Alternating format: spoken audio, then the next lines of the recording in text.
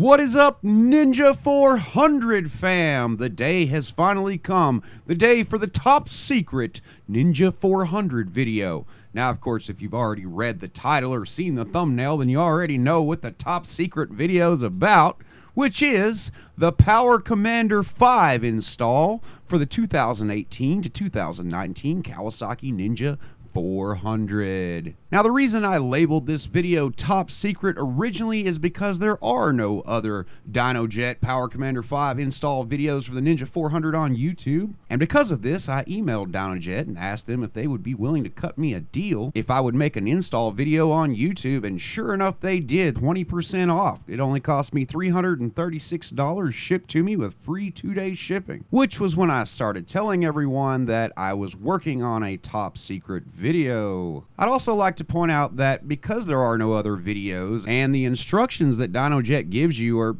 kind of vague and don't really tell you how to take the bike apart, I made a few minor mistakes along the way, but I'll point those out as I go. That's kind of the point of this video, is that I've already made all the mistakes so that you don't have to. Alright, well, let's get to it. Now, to get started, we remove both the rear and front seat.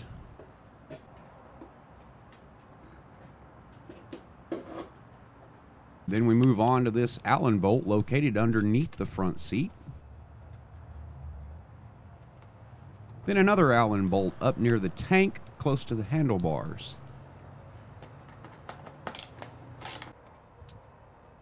Make sure not to lose those little plastic washers. Up next is another Allen bolt right next to that one.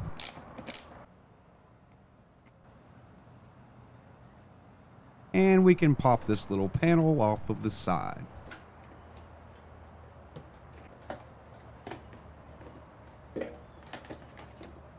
Next, we've got two 8mm bolts holding in the top of the side fairing.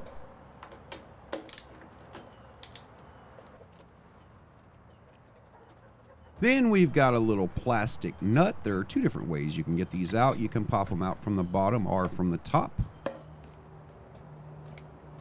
Then we've got another Allen bolt directly under the headlight.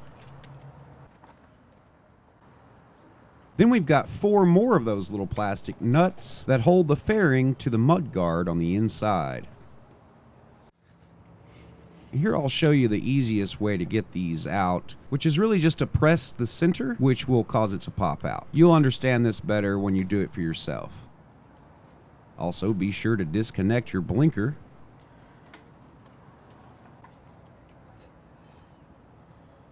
Then we can move down to these two Allen bolts that hold the cowl into place. This was one of the first mistakes that I made. I should have taken the cowl off entirely before trying to remove this fairing. Mostly because of this little guy that's hiding behind there. It's only two extra bolts to remove the cowl, which is something that I did before doing the other side.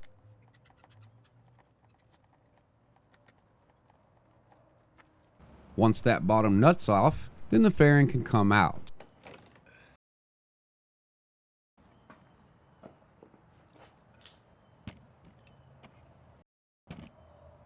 Here I show you how to take the cowl off. It's just this one Allen bolt in the back and then one on the other side in the same place. Once those two are out, then you can take the cowl off. Now, taking the other fairing off is pretty much the exact same as the other side, with the exception of these two fuse boxes, which just pop right off as shown here.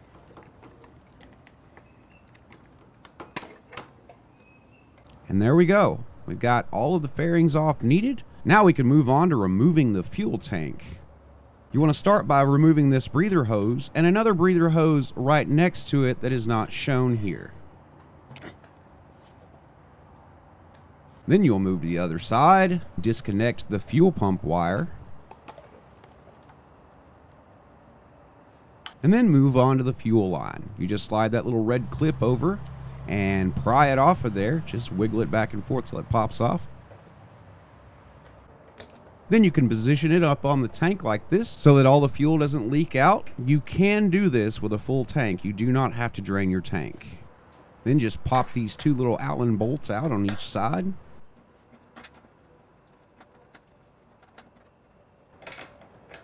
and remove the two 10mm bolts holding the gas tank into place.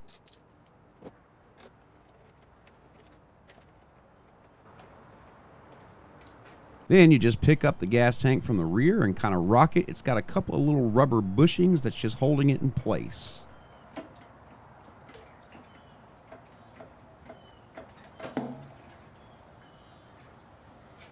Here you can see me removing that other hose that I missed before.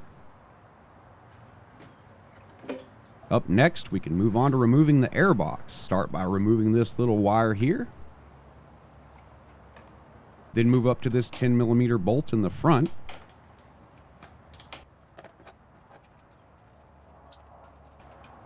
Then take these two breather hoses off.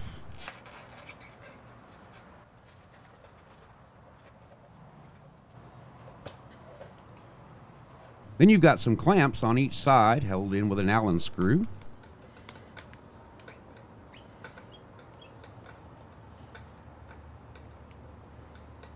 Then you've got this hose on the bottom. I learned later that this is easier to remove from the top of the engine than it is from the bottom of the airbox, but I'll show you that later when we reassemble it. Alright, we got everything removed. Let's move on to installing the power commander. First, you start out by weeding all of your wires underneath this plastic. You can take these plastics off, but it's really not necessary. You can just kind of bend them up and push everything under without breaking anything.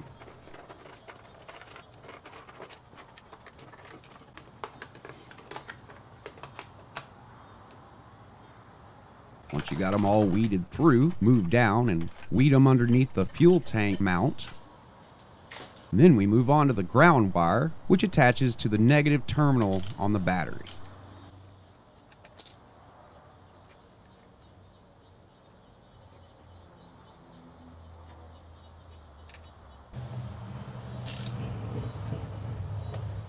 Next up, we go to the fuel injectors. You've got an orange wire, which goes to the left side, and then a yellow wire that goes to the right side. Simply unplug the factory connector from the fuel injector and plug these in line.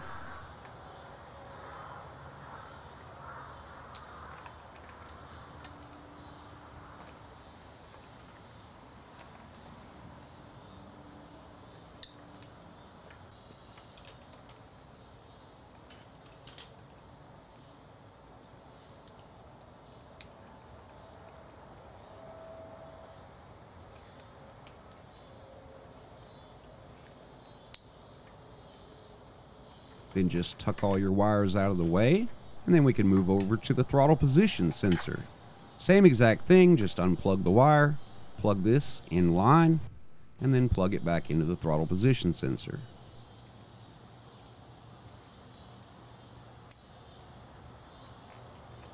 Now this next wire is a little bit tricky. According to DynoJet's instructions, this wire is located next to those little yellow and black ground wires. It's actually not. It's actually in a boot shoved up into the frame, which is directly behind the left side injector. Really difficult to get the camera in there where you could actually see it, and it was even more difficult to get the connector in there, but it definitely is doable.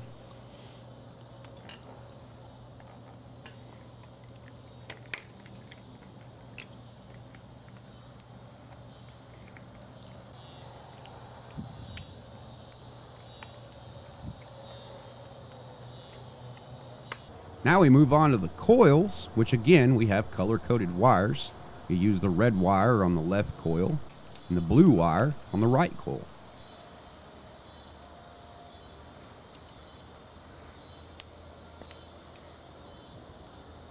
Just like with the fuel injectors, you just disconnect them and plug them in line.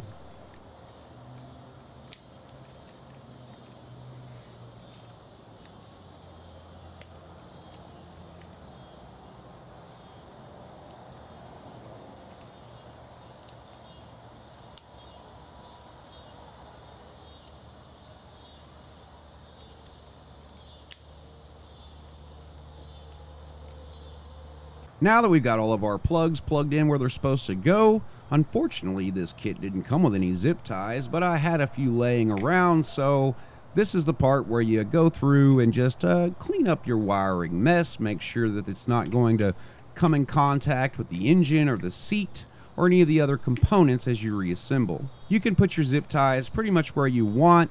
This was just where I decided to put mine.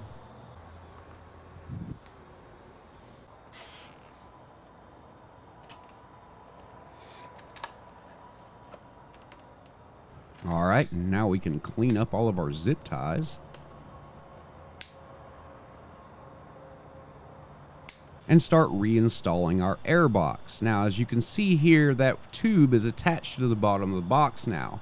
And I just kind of route it through there and then attach it back to the top of the engine. I couldn't really get the camera down in there to show you exactly where it attaches, but you can figure it out. It's not difficult. In fact, it's a lot easier than the way we did it the first time. Once that's back in place, just reconnect all of the hoses that we disconnected earlier.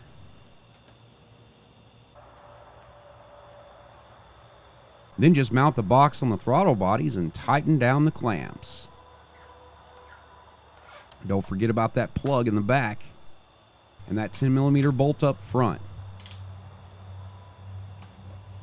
And of course now we can reinstall the gas tank. Now the real trick here is just to try to wiggle those two little poles in the front into those rubber bushings. Just be careful not to smash your fingers. I promise you, I know from experience, it does not feel good. Then remember to plug your fuel pump back in and of course your fuel line.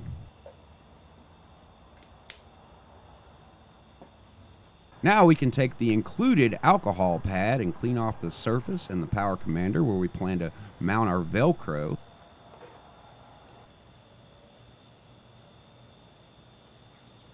And mount it to where we can still get to the USB port on the side.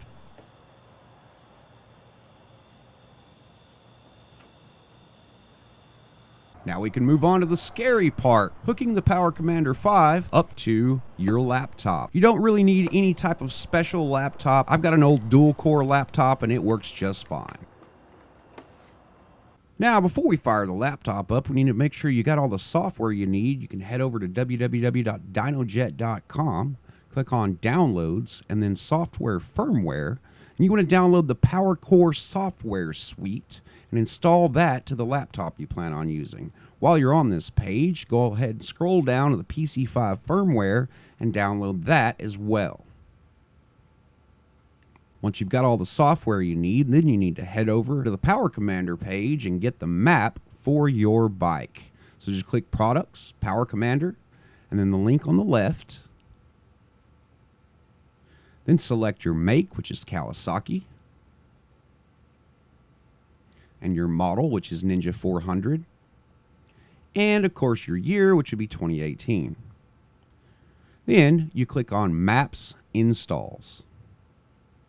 Scroll to the very bottom of the page and select the map that you need. Now, being that they don't have a map for the MMW BRAP, we're going to use the Akrapovic full exhaust stock air filter map for this particular install. Now, in order to download the maps, you have to submit your email address. They'll send you a code. You click on it, and then you'll be able to download the maps. Now, once you've got the USB cable attached to your Power Commander, you can attach it to your laptop and open up your PowerCore software.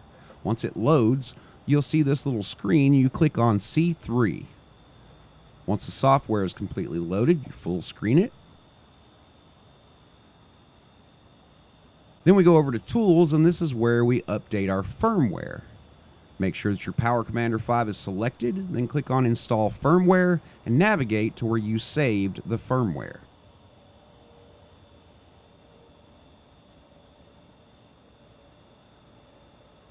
There's our firmware. Click Open and let it do its thing. Make sure that your laptop is plugged in for this entire process. If your computer loses power, it could ruin your Power Commander.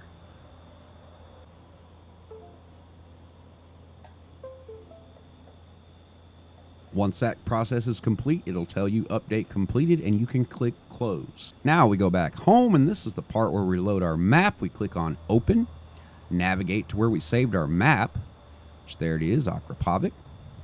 Click on it, and that loads it into the software. Now we want to click send and send it to the Power Commander.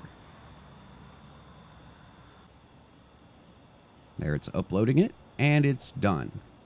Now that we've got everything set up and we've got everything reinstalled, let's go ahead and crank the bike up so you can hear what it sounds like and see a live view of the Power Commander in action.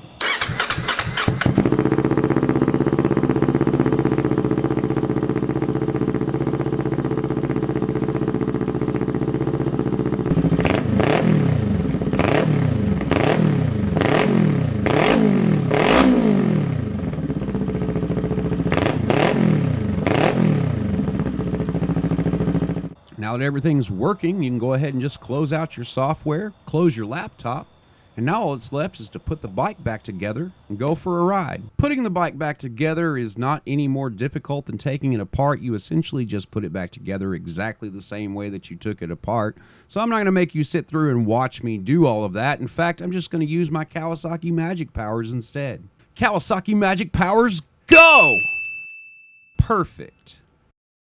That's everything you need to know to install the Power Commander 5 on the 2018 Kawasaki Ninja 400. You're ready to ride. If you like this video and you want to see me go out and test ride the Power Commander on the Ninja 400 so you can see the benefits for yourself, make sure to hit that subscribe button. We've got a little bit of rain happening right now. I might be able to go out today and do it, meaning it'll be uploaded tomorrow. If you're watching this video at a later date, you could go ahead and check. There should be a video of me riding it just as soon as the weather allows. But that's it for the top secret Ninja 400 video. If you like this video, hit that like button. If you want to see more videos like this, hit that subscribe button. And we will see you next time.